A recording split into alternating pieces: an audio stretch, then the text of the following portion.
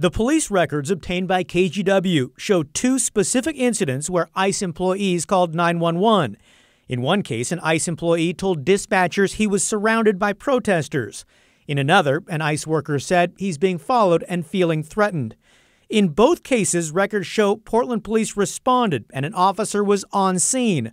Previously, the ICE union complained that local police didn't respond during the Occupy ICE protest because Portland's mayor ordered them not to intervene. The protest camp shut down the ICE offices for more than a month.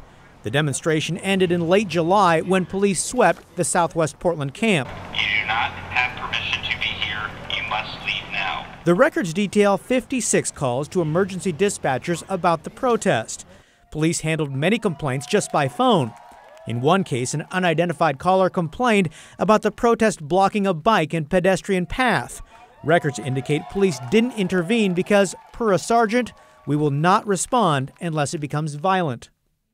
Certainly important to note these records compiled by Portland Police provide only a summary. We don't have all the details about these incidents or the response. We've submitted additional public records requests in hopes of learning more. Back to you. All right, Kyle, thank you for that.